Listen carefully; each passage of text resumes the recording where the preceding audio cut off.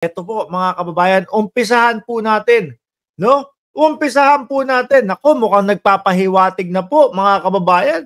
Itong nakababatang Duterte, ano? Mukhang nagpapahiwatig na po mga bossing na tatakbo. President ng partido. Ay, baste sa PDP. Ano na kaya ito? Presidente na din, mga kababayan, ang PDP ay baka naman hindi pumayag mga bossing, si Robin Padilla. Ano? Ayaw nun nang mauungusan siya, ayaw nun nang nalalamangan siya eh. Oh, ilan na kayo dyan? Una, si Binoy, nandyan pa. Si Bungo, no? Si Bato de la Rosa. Sino pa? Robin Padilla. Oh, Baste Duterte, nandyan na din.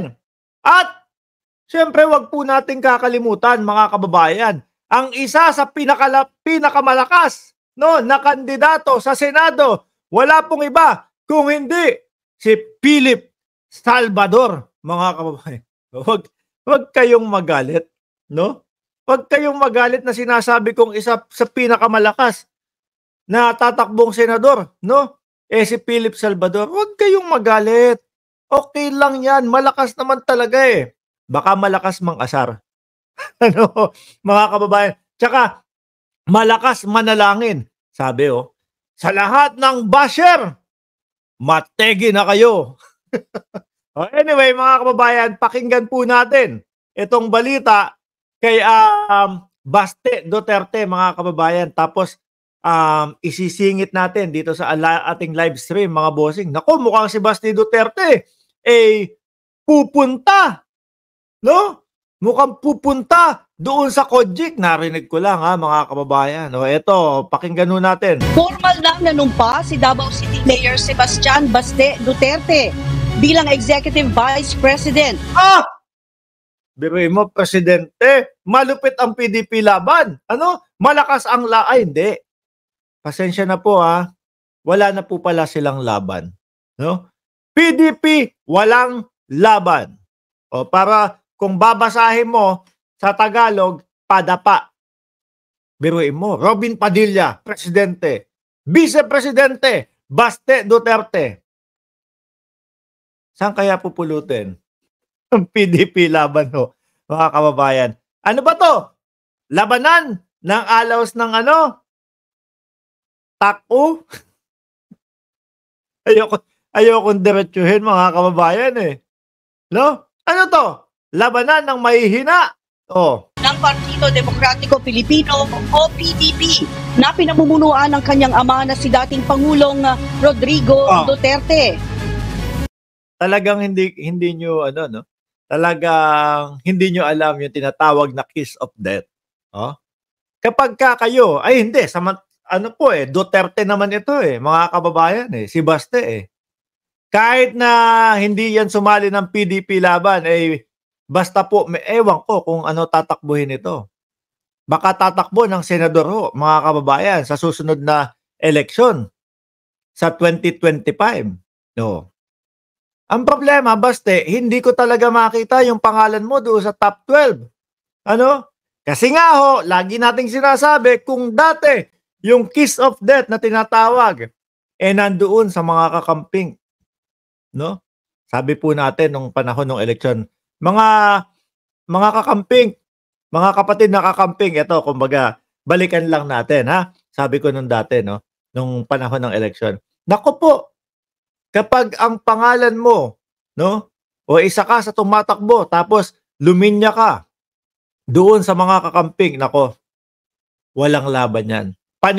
Panigurado mauulats ka. No? So ngayon po, wala na po sa kanila yon. At unti-unti na pong hinahangaan, mga kababayan, yung mga senador nila, natin ng Pilipinas. Ayan, Risa Ontiveros, makikita po yung pagkakaiba, Yung pagkakaiba ng mga senador, ng mga DDS at sila Senator Risa Ontiveros, mga kababayan. Talagang kapag ka nag-hearing, ibang-iba ang hearing, mga kababayan. Talagang makikita mo, mapapalabas mo Yung kaila Robin Padilla, yung kaila Bato de la Rosa, hindi mo maituring na hearing. Iisipin mo, Anak ng tinapa itong mga ito. Nagsayang na naman ng pera. Ano? Pera ng taong bayan yan. No? Tapos kung saan-saan nyo ginagamit na hearing. Walang katuturan ng mga hearing. Inumpisahan mga kababayan, doon sa, ano yun, pideya leak na yun. Mamaya ho, pag-usapan natin yung pagpunta ni Bato de la Rosa, Robin Padilla, at sabi-sabi, pupunta daw po si Baste Duterte. Mga kababayan, malalaman ho natin dyan, ano? Ewan ko kung ano ang gustong hanapin doon ni Bato de la Rosa. Naghahanap po ng butas, mga kababayan. Siguro, butas ng puncher yung hinahanap doon sa Kojik. O, tuloy muna natin to kay Baste. Si Mayor Baste ay bahagi ng hugpong ng pagbabago na partido ni Vice President Sara Duterte kasama ang nakatatandang kapatid na si Davao City o Davao 1st District Representative Paulo Duterte. Now, ako po mga kababayan, ihinto ko muna, no? Nagtataka ako kay Baste. Si Baste talaga namang, di ba nga, sobra tindi nung galit niya, nung ini-interview siya, mga kababayan. Sabi ni SQM Gaming, marami na pong adik sa lugar namin. Di ipahuli mo. Taga dyan ka pala, ipahuli mo, isuplong mo. Ano pa ginagawa mo? Ba't nandito ka sa live ko? Madami na palang adik dyan. Di pumunta ka sa police station ng pagdadamputin yan. Si Baste, mga kababayan, pangarap nga dito, di ba? Pangarap nitong tao na ito, nitong mayor na ito, na masampal si General. Hanggang ngayon, wala pa din, mga kababayan. Siya na kaya ang sinasabi ni Mark Ramos na nagtago sa ilalim ng kama dahil hanggang ngayon po hindi pa nagagawa yung kanyang pangarap na manampal ho ng isang general. Baka hanapin niyo po sa ilalim ng kama. Baka nagtatago. Siguro iniisip nitong mayor na ito, no? Grabe naman kasi, bakit ko binanggit yun eh? Bakit ko pa kasi sinabi? Nasasampalin ko si General Torre, hindi ko naman pala kayang gawin. Nang sinabi ng pangalawang Pangulo na naghahanda na ang kanyang mga kapatid at kanyang ama para sa senatorial election sa susunod na taon. Ayan, mga kababayan. Paano yan? Ayaw ni Robin Padilla sa dinastiya, sa politika. Di ba, mga kababayan? Paano yung sinasabi nyong Duterte, Duterte, Duterte, tatlong Duterte sa Senado? Ayaw na ayaw yan ng presidente ng padapa. Di ba, mga kababayan, kung matandaan nyo po, kung matandaan nyo, itong si Robin Padilla, nung naglabas ng pahayag ang ating vice-presidente, natatakbo ang dalawang kapatid at ang ama, bilang senador, kung matatandaan nyo po, sabi ni Robin Padilla, okay yan! Mas madami akong magiging kakampi doon sa loob ng Senado. Nako, kung doon nga sa Kongreso, mukhang laging absent daw po itong si Paulo Duterte, si Pulong Tapos si Baste, mukhang hindi naman panlaban sa mga sagutan-sagutan yan dyan. Di ba? Hindi naman panlaban ng sagut-sagutan yan.